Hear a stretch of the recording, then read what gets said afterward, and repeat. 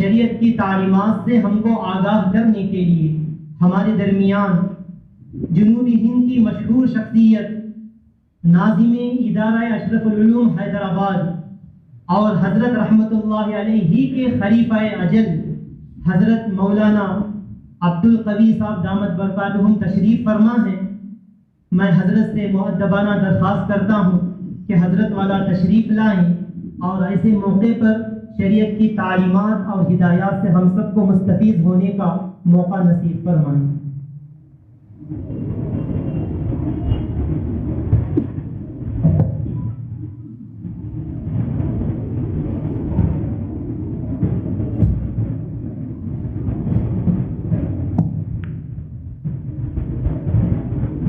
بسم اللہ الرحمن الرحیم. الحمد للہ رب العالمین والصلاة والسلام علی اشرف الانبیاء وسادۃ الاتقیاء وسید المرسلین خاتم النبیین محمد وعلی آلہ واہل بیتہ وصحبہ اجمعین. اما بعد، قال اللہ تبارک وتعالی: وبشر الصابرین الذین اذا اصابتهم مصیبۃ قالوا إنا لله وإنا إليه راجعون أولئك عليهم صلوات من ربهم ورحمة وأولئك هم المهتدون. صدق الله العظيم. معزز علماء کرام، مفتیان نظام اور حضرت رحمت اللہ علیہ سے قلبی تعلق اور لگاؤ، عقیدت و عظمت و محبت رکھنے والے تمام اہالیان شہر جو یہاں پر موجود ہیں، اس وقت میں کون اس کی تعزیت کرے؟ سب کے ہی قلوب سوگوار ہیں اور سب کے ہی دل غمگین و حزین ہیں. لیکن تعزیت کرنا بھی، جیسا کہ ہمارے عزیزوں نے سامنے آپ کے بات رکھی کہ اچھا کام ہے اور ثواب کی بات ہے، اور علماء نے فرمایا ہے کہ تعزیت کا مسنون وقت تدفین کے بعد سے لے کر 3 دن تک ہے، اور اس کے بعد کسی خاص وجہ سے تو تعزیت کی جا سکتی ہے.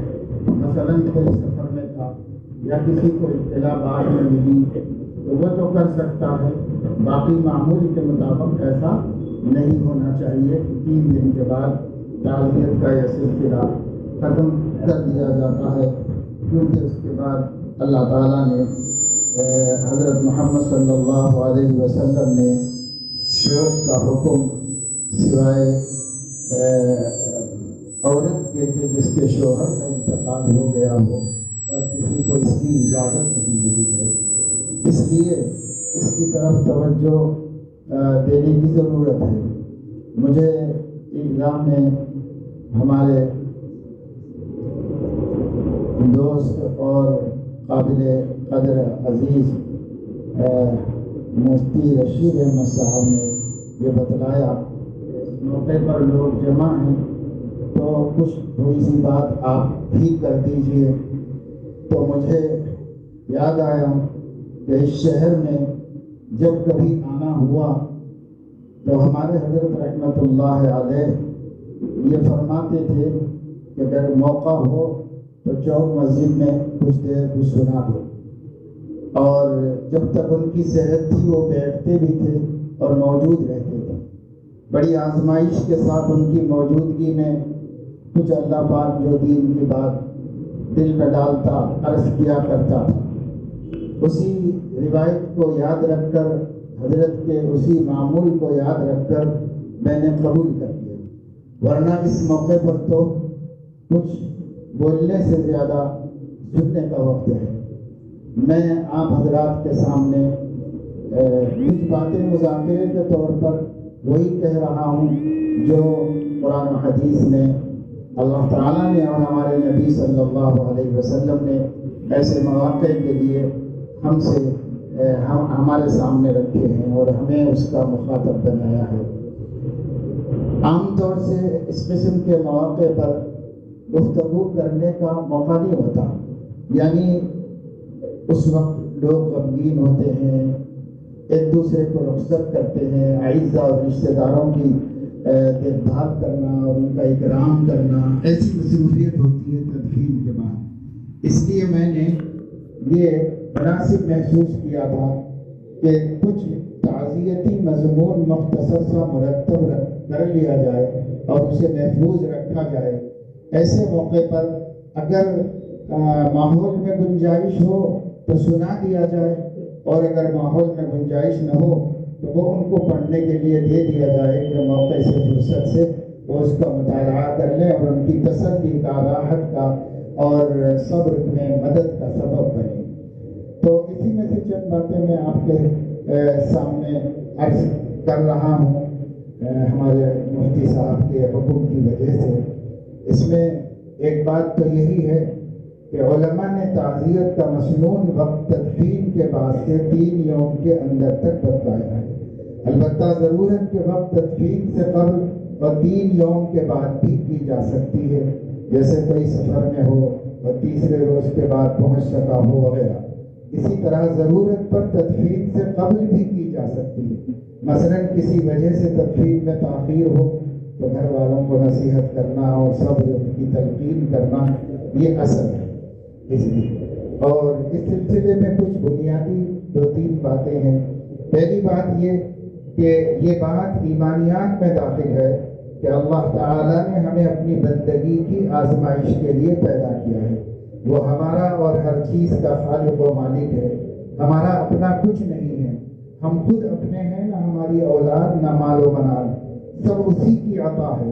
وہ اگر ہماری مرغوبات ہمیں دے دے تو اس کا فضل ہے، نہ دے یا دے کے لے لے تو اس کا عدل ہے۔ جو مالک ہوتا ہے اسے اپنی مملوکات میں تصرف و تبدیل کا پورا حق ہوتا ہے، دوسرے کو اس میں چون و چرا کا کوئی حق نہیں ہوتا۔ مثال کے طور پر اگر آپ نے اپنے گھر میں دیوان خانے کا فرش نکلوا کر دالان میں ڈلوا دیا یا کسی بچے سے سائیکل لے کر گاڑی دے دی تو آپ کے نوکر کو یہ پوچھنے کا کوئی حق نہیں ہوتا کہ ایسا کیوں کیا۔ اگر کوئی پوچھے گا تو آپ یہی کہیں گے کہ ہم مالک ہیں، جو چیز جہاں رکھنا چاہیں گے وہیں رکھیں گے، جس کو جو دینا چاہیں گے دیں گے، نہیں چاہیں گے لے لیں گے، تمہارا کام ہمارا حکم ماننے کے علاوہ اور کچھ نہیں۔ غور کیجئے کہ جب ہم اپنی عارضی اور فانی ملکیت میں نوکروں کو چون و چرا کی گنجائش نہیں سمجھتے اور اپنی مصلحت میں کسی کا دخل پسند نہیں کرتے تو حق تعالی شانہ جو تمام مخلوقات کا حقیقی مالک اور خالق ہے، وہ کیسے بندوں کے چون و چرا اور اشکال و اعتراض کو برداشت کر سکتا ہے۔ اس لیے ایسے مواقع پر ہر مومن کا کام اللہ تعالیٰ کے فیصلوں سے راضی رہنا، اور اللہ نے جو کیا اچھا کیا، بہتر کیا۔ حضرت حکیم اختر صاحب رحمۃ اللہ علیہ کی اہلیہ کا انتقال ہوا تھا تو اسی طریقے سے بہت بڑا مجمع جمع ہو گیا تھا، تو حضرت نے خود ہی ان سے خطاب فرمایا۔ لوگ تو ان کی تعزیت کے لیے آئے تھے لیکن حضرت ہی نے ان سے خطاب فرمایا اور اس میں بہت سی باتیں کہی۔ ایک بات اخیر میں بڑی عجیب فرمائی، وہ یہ فرمایا کہ 60 برس کا ساجھا تھا، تعلق تھا، آج ختم ہو گیا ہے، گھر میں قدم رکھنے کو جی نہیں چاہ رہا، لیکن اگر کوئی مجھ سے یہ پوچھے کہ کیا آپ کی اہلیہ کو چند منٹ کی اور زیادہ عمر ملنی چاہیے تھی تو میں کہوں گا ہرگز نہیں ملنی چاہیے تھی، اس لیے کہ جو میرے مولا نے میری بیوی کی موت کا وقت مقرر کیا ہے اس سے اچھا پوری دنیا کے عقلاء مل کر نہیں کر سکتے۔ یہ ایمان و یقین ہے۔ ہم بھی یہی سوچیں کہ ہمارے حضرت کی موت کا وقت جو اللہ نے مقرر فرما دیا، اللہ نے مقرر کیا ہے اور ان کے پیدا ہونے سے پہلے طے کر دیا ہے اللہ تعالیٰ نے، ساری دنیا مل کر اس سے اچھا وقت مقرر نہیں کر سکتے۔ کل 8 بجے ہی موت آنی چاہیے تھی، اس سے پہلے کے لیے بھی ہم تیار نہیں، جیسے اس کے بعد کے لیے بھی تیار نہیں کہ اور کچھ وقت ملتا، یہ بھی کیوں ہماری رائے ہو کہ اور بھی کچھ وقت ملتا، ہم اور کچھ استفادہ کرتے، تو یہ کوئی رائے نہیں ہمارے اللہ نے جو تجویز کر دیا وہی ہمارے لیے قابل قبول ہی نہیں، نہایت محمود ہے، پسندیدہ ہے اور قابل اطمینان اور قابل شکر ہے۔ نمبر 2، ہمارا ایمان ہے کہ اللہ تعالیٰ حاکم بھی ہے، حکیم بھی ہے۔ حاکمیت کا تقاضا یہ ہے کہ اپنے بندوں کے لیے جب جو حکم صادر کرنا چاہے کر سکتا ہے، اس کی حکمت بتلانے کی بھی کوئی ضرورت نہیں حاکم کو، لیکن حکیم ہونے کا تقاضا یہ ہے کہ کوئی کام بغیر کسی حکمت و مصلحت کے نہ کرے۔ اس سے معلوم ہوا کہ اللہ پاک جو بھی فیصلہ کرتا ہے اندھا دھند نہیں کرتا، بلکہ بڑی حکمتوں اور مصلحتوں کے تحت کرتا ہے۔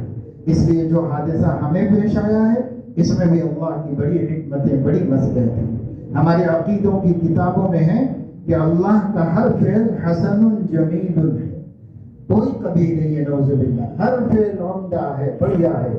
یہ بھی اللہ تعالیٰ کا بڑھیا فیصلہ ہے جو ہمارے حضرت کے بارے میں اللہ تعالیٰ نے فرمایا ہے۔ نمبر 3، اللہ تعالیٰ نے کائنات کو پیدا کرنے سے بہت پہلے کائنات میں ظہور پانے والے تمام حالات و حوادث طے کر کے رکھ دیے تھے۔ اسی میں بندوں کی قسمتیں بھی لکھ دی تھیں۔ حدیث میں آتا ہے کہ پیدا ہونے والے کی عمر اور موت کی گھڑی ماں کے پیٹ ہی میں لکھ دی جاتی ہے۔ دنیا کی کوئی طاقت آدمی کی عمر میں ایک سانس کا اضافہ نہیں کر سکتی۔ ہمارا ایمان ہے کہ ہر کام اللہ تعالیٰ کی اسی تقدیر کے مطابق وجود میں آتا ہے، لہذا اس سے راضی برضا رہنا چاہیے۔ راضی برضا رہنے کا طریقہ کیا ہے؟ جب جب دل کو دکھ ہو، انا للہ و انا الیہ راجعون، ہم بھی اللہ تعالیٰ ہی کے لیے ہیں، ہم سب اللہ کی طرف لوٹ کر کے جانے والے ہیں۔ اور جو ہمارے نبی نے ایسے موقع پر اسوہ حسنہ دیا ہے، اس اسوہ حسنہ کو سامنے رکھ کر اپنا معاملہ ہونا چاہیے۔ اس سلسلے میں چند باتیں آپ کے سامنے رکھ رہا ہوں۔ صحیح بخاری میں ہے کہ کسی بندے کو اللہ تعالیٰ کی طرف سے مسائل و مشکلات میں صبر کرنے کی توفیق سے بڑی کوئی بھلائی نہیں دی گئی، یعنی جس کو صبر کی توفیق ملتی ہے اس پر اللہ کا خاص فضل اور اس کی نظر عنایت ہوتی ہے۔ یہ حضرت علیہ السلام کا ارشاد گرامی ہے۔ صحیح مسلم کی ایک حدیث میں ہے کہ مسلمان کا معاملہ تو عجیب شان کا ہے، اس کے حق میں ہر حال خیر اور بھلائی کا ہی ہوتا ہے، اس لیے کہ اس کو چاہت کے مطابق حالت پیش آتی ہے تو وہ شکر کرتا ہے، اور جبکہ شکر اس کے لیے خیر ہے، اور چاہت کے خلاف حالت پیش آتی ہے تو صبر کرتا ہے، اور صبر اس کے حق میں خیر ہے، اور یہ شان مسلمان کے علاوہ کسی اور کو حاصل نہیں ہے۔ یہ اللہ کا کرم ہے کہ ایمان کی برکت سے ہم نے اپنے ہر حال کو خیر بنا لیا ہے، شکر بھی خیر ہے اور صبر بھی خیر ہے، اس لیے صبر سے کام لینا چاہیے۔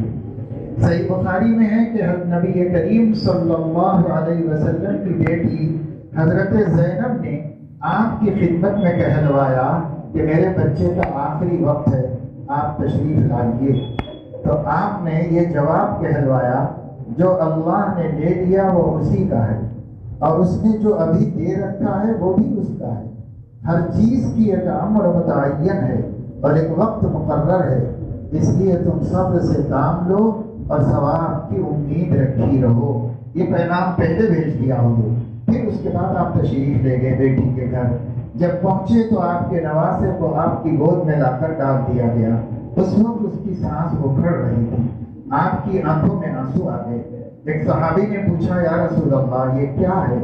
آپ نے فرمایا، یہ رحمت ہے جو اللہ نے اپنے بندوں کے دل میں ڈال دی ہے، یعنی جدائی کا غم ہونا فطری چیز ہے، اور اس غم سے رونا آنا یہ بھی فطری چیز ہے، یہ کوئی خلاف شرع بات نہیں ہے، لیکن زبان سے اس اللہ کے فیصلوں پر اشکال و اعتراض کرنا یہ ایمان کو غارت کرنے والی چیز اور اللہ کو ناراض کرنے والی چیز ہے۔ اس لیے عام طور سے ایسے موقع پر عورتوں کی زبان قابو میں نہیں رہتی، پہلے سے یہ سب چیزیں سکھائی جانی چاہیے۔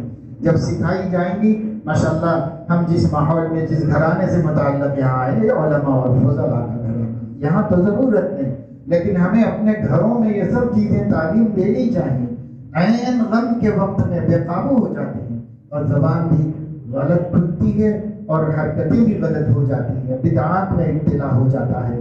اس لیے ہم لوگوں کو اپنے اپنے گھروں میں صحیح تعلیم و تربیت کا اہتمام کرنا چاہیے۔ ایک اچھی مثال غم کی اور غم پر رونا آنے کی ہمارے حضرت محی السنہ رحمۃ اللہ علیہ نے، جو ہمارے حضرت والا کے بھی شیخ ہیں، حضرت نے ایک دفعہ ہمارے تایا صاحب کا انتقال اتفاق سے اور بلکہ کہنا چاہیے کہ اللہ کی توفیق سے ان کے حیدرآباد موجودگی کے زمانے میں ہوا، اور حضرت کی نہیں نماز جنازہ پڑھا. تو نماز جنازہ سے پہلے حضرت نے حاضرین کو ایک بات بتائی بہت مختصر اور اتنی بڑی کہ بڑے بڑے بیانات سے بڑھ گئے. حضرت نے فرمایا کہ دیکھو بھائی، کسی کی بیٹی کی شادی کا وقت ہوتا ہے اور وہ اس کے شادی کی تیاری کرتا ہے، نکاح کرتا ہے، تو جب اس کی رخصتی کرنے کے لیے آتا ہے بچی کے پاس تو بہت روتا ہے. اس کی ماں بھی روتی ہے، اس کے بھائی بہن بھی روتے ہیں. اگر کوئی اس وقت ان سے یہ پوچھے کہ بھائی رونا ہی تھا تو کیوں بیا کے دے رہے ہیں آپ بیٹی کو، تو وہ کہے گا کہ نہیں، دل مسرور ہے، بہت خوش ہے کہ آج ہی کے دن کے لیے میں نے بیٹی کو پالا تھا اور آج ہی میں نے اس امانت کو امانت کے حوالے کر دیا ہے، اس لیے میرا دل مطمئن ہے اور بہت خوش ہوں، اور 6 مہینے سے تیاری کر رہا ہوں، لوگوں کو دعوت دے رہا ہوں اور بلا رہا ہوں، کھانا پکا رہا ہوں، سب میرا دل خوش ہے. لیکن میری بیٹی ہے، 20 سال میرے ساتھ رہی ہے، جدا ہو رہی ہے، جدائی کے صدمے میں رو رہا ہوں. حضرت نے فرمایا بالکل یہی مثال اس موقع پر بھی ہونی چاہیے کہ ہم آج اللہ کی امانت اللہ کو حوالے کرتے ہوئے نہایت خوش ہوں کہ مالک کی چیز مالک کو ہم نے دے دی.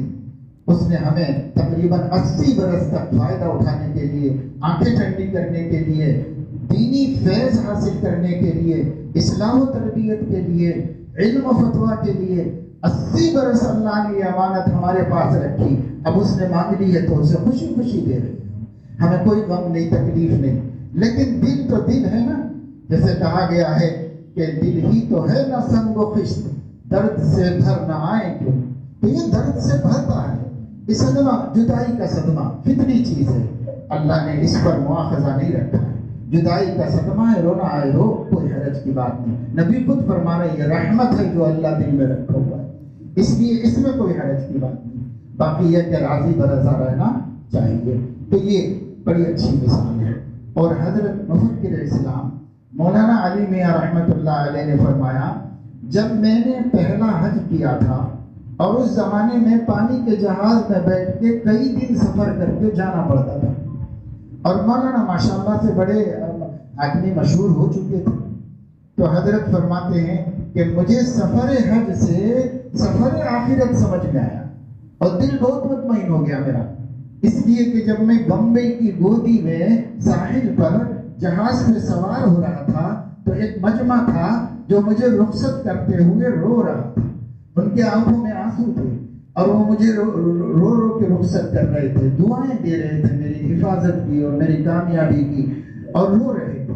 اور جب میں یہ سفر کر کے اس ساحل پر پہنچا جدہ کے، تو دیکھا کہ میرے چاہنے والے ہاتھوں میں گلدستہ لے کے کھڑے ہوئے تھے اور وہ میرا ویلکم کر رہے تھے، استقبال کر رہے تھے، اور میں ادھر جا کے لوگوں میں خوشی خوشی گیا. تو غم گزار لوگوں کو چھوڑ کر غم زدہ دل لے کے چلا تھا اور خوشی خوشی اپنوں کے اندر پہنچ گیا.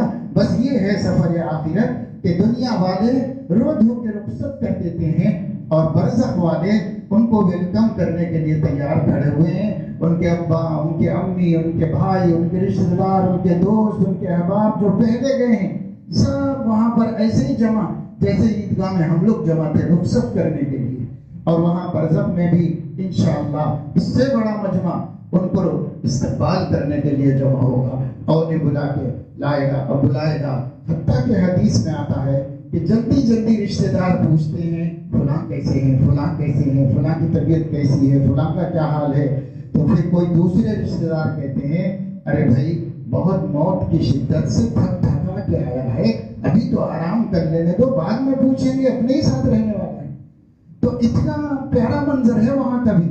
تو ہمیں اس منظر کو بھی سوچنا چاہیے کہ ایک شخص کچھ لوگوں کو چھوڑ کے گیا ہے لیکن اپنے بہتوں میں پہنچ گیا ہے، اور وہاں جا کر وہ وہاں خوش ہی رہے گا. اور اللہ کے نیک بندے، ہم سب کا گمان غالب ہے کہ اللہ کے نیک بندے ہیں، اس لیے ہمارے گمانوں کو اللہ تعالیٰ ضائع نہیں فرمائے گا.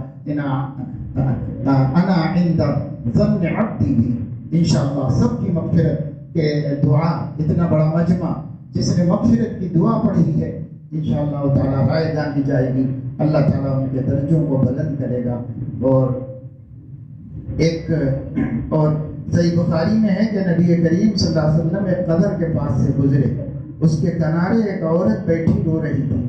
आप सल्लल्लाहु अलैहि वसल्लम ने इरशाद फरमाया, अल्लाह की बंदी, अल्लाह से डर और सब्र से काम ले। वो औरत आपको जानती न थी, कहने लगी आप अपना काम करें, मेरी मुसीबत का आपको क्या अंदाजा। फिर किसी ने उसको बतलाया कि नसीहत करने वाले अल्लाह के रसूल थे, तो वो आपके घर पहुंचकर माजरत करने लगी कि मैं आपको पहचानती न थी, इसलिए ऐसा जवाब दे दिया था। आपने फरमाया, इन्नमा सब्रु इंद सदमतिल ऊला, सब्र तो वही मोतबर है जो सदमे की इब्तिदाई ज़माने में किया जाए। यानी अब जो 3 दिन हैं यही इब्तिदाई ज़माना है, यही सब्र करने का वक्त है।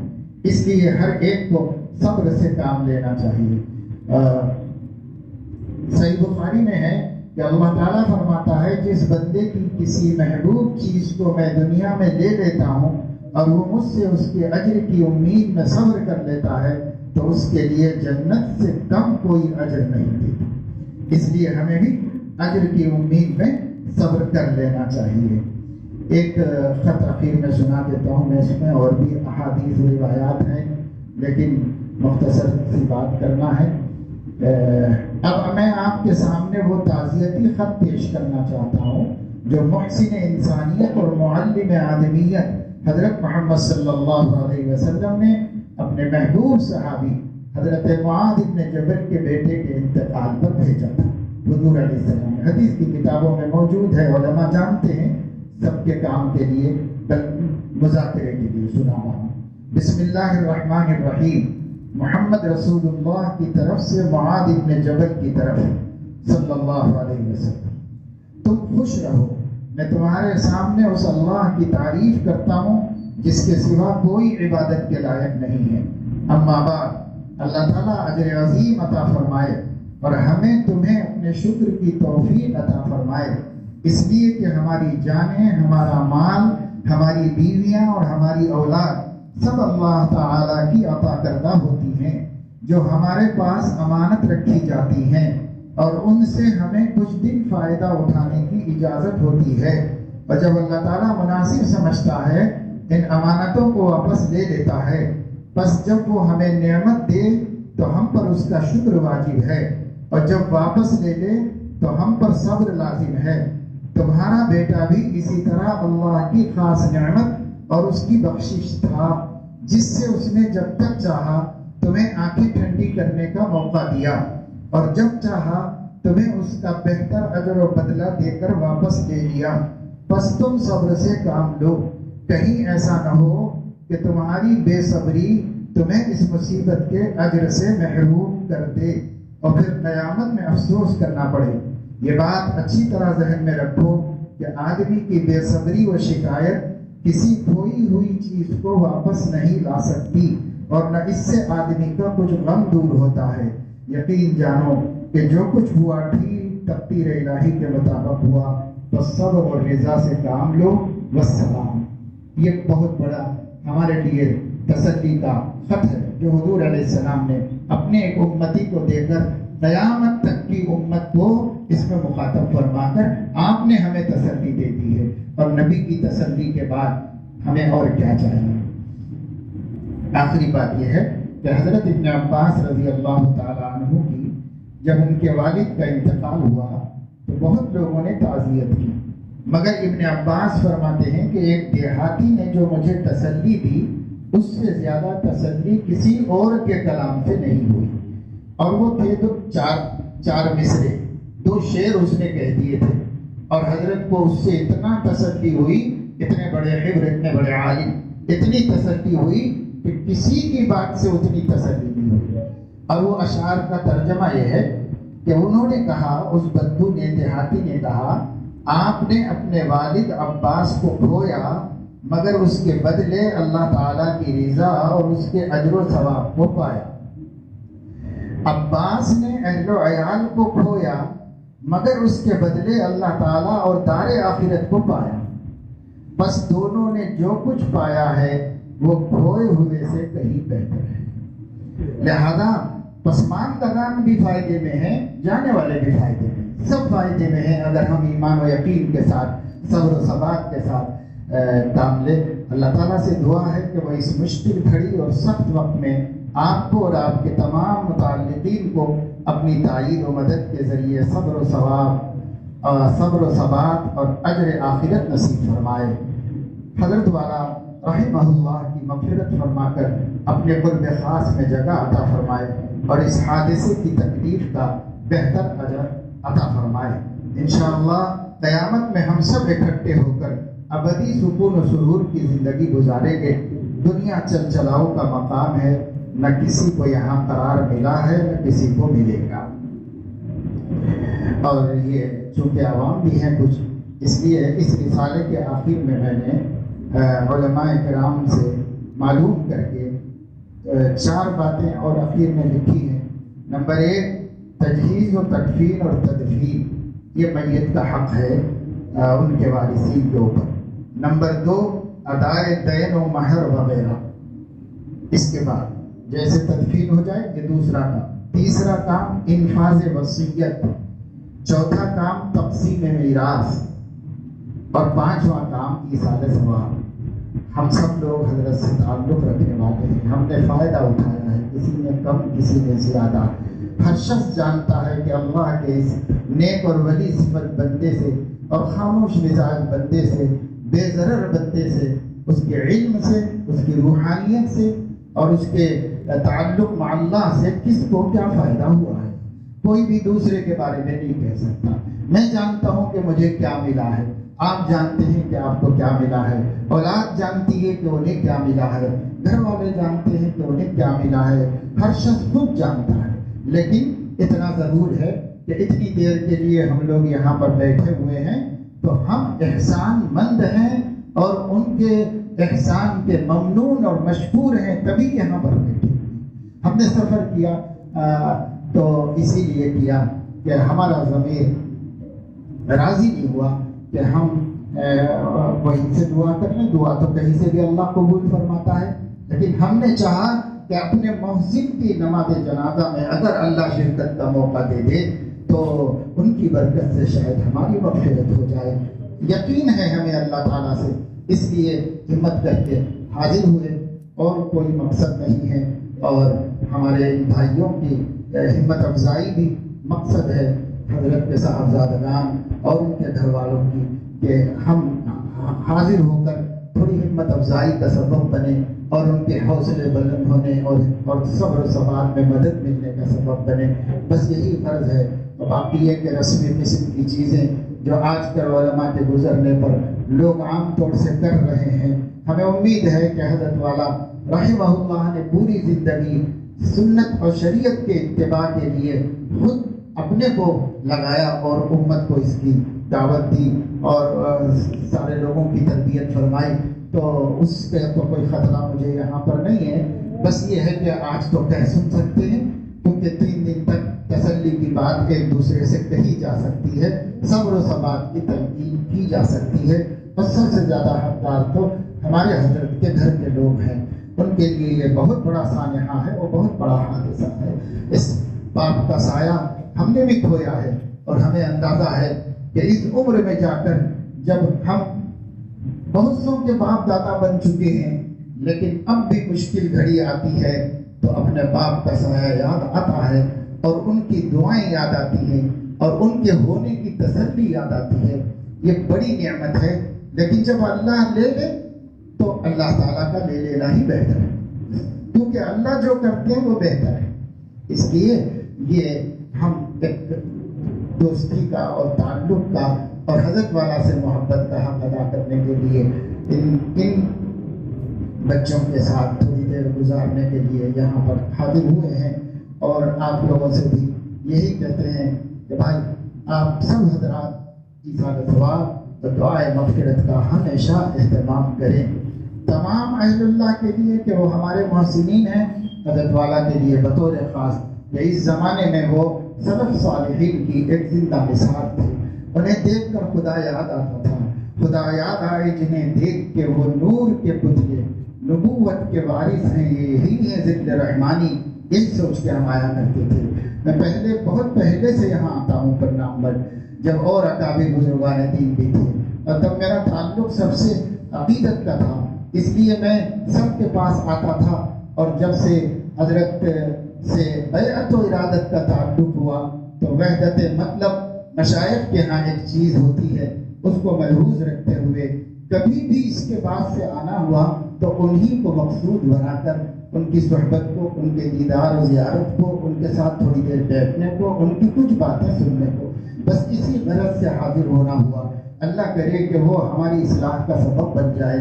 اللہ کرے کہ حضرت نے جو توجہات دی اب ہم راستے تمام یاد کرتے رہے. ایسی ایسی شفقتیں، ایسی ایسی عنایتیں.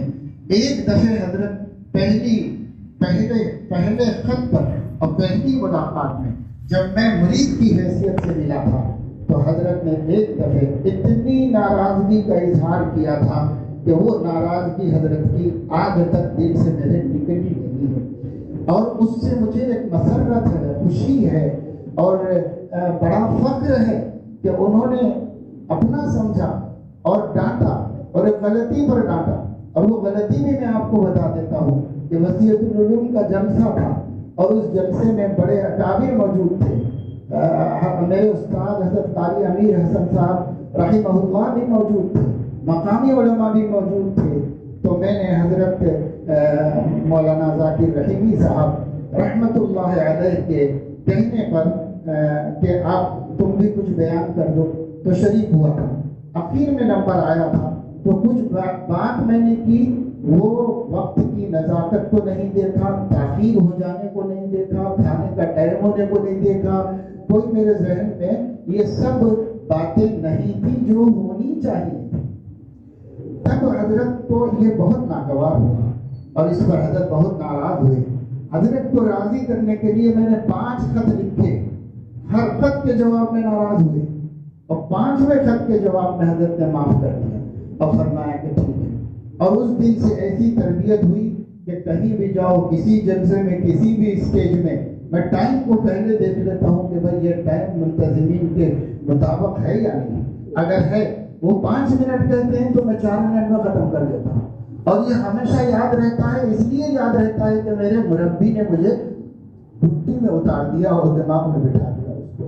ایک دفعہ میں نے ادب سے عرض کیا کہ حضرت آپ کی ایک تربیت نے دماغ سے ہر شان کو نکال دیا اور ہر بڑے پن کو ختم کر دیا. کہیں بھی جا کر کسی اعزاز کا نہ انتظار ہے نہ آرزو ہے. الحمدللہ دل کی کیفیت میں نے حضرت کو خود بتائی کہ حضرت یہ بس ایک آپ کی دوا ہے، ایک ڈوز ہے، ایک ڈوز نے الحمدللہ یہ کام کیا. اور اس دن کے بعد سے لے کر کے آخری سفر جو میں نے حضرت سے ملاقات کی، اللہ اکبر، اتنا احسان، ایسی محبت، ایسی شفقت، ایسا پیار کہ بس بیان کرنے سے. یہ اہل اللہ کی شان ہے. وہ الحب فی اللہ والبغض فی اللہ. اللہ کے لیے غصہ ہوتے ہیں، اللہ کے لیے محبت کرتے ہیں. دنیا سے کیا لینا دینا. اس لیے بھائی، اور اگر کسی کو کسی وجہ سے اختلاف بھی ہو تو دیکھیے دنیا کا ہر عقل مند کہتا ہے، مومن ہو یا کافر، موت تمام اختلافات کا دروازہ بند کر دے. اب ہم سب حضرت کے لیے خیر کی دعا کریں گے. اب ہم سب حضرت کے لیے ترقی درجات کی، رفع درجات کی، عفو سیئات کی ہم اللہ سے دعا کریں گے. اللہ کے حضور میں وہ پہنچ گئے. بس اسی پر میں اپنی بات ختم کرتا ہوں. اللہ تعالیٰ ان کی بخشش فرمائے، ہم سب کی بخشش فرمائے. اللہ تعالیٰ جس ڈگر پر، جس راہ پر وہ ہمیں چھوڑ کے گئے ہیں اسی رستے پر مضبوطی سے جمے رہنے کی توفیق عطا فرمائے. اللہ تعالیٰ ان کو ان کے احسانات کا امت کی طرف سے بہترین اجر اور بہترین جزا عطا فرمائے. اور میں حضرت کے متعلقین کو، گھر والوں کو، رشتہ داروں کو اور جتنے بھی لوگ زدہ ہیں، غم زدہ ہیں، ان سب کو جو ہے کے لیے بھی دعا کرتا ہوں کہ اللہ صبر و ثبات نصیب فرمائے. سنت کے مطابق اس گھڑی سے گزرنے میں اللہ ہماری مدد فرمائے. اور اللہ تبارک و تعالی شانہ ہر ایسی چیز کے کرنے سے، بولنے سے ہماری حفاظت فرمائے جو ہمارے اقابر کی لیے تکلیف دہ ہو اور وہ سنت و شریعت کے خلاف ہو. اس سے اللہ تعالیٰ ہم سب کی حفاظت فرمائے. آمین. وآخر دعوانا الحمد للہ.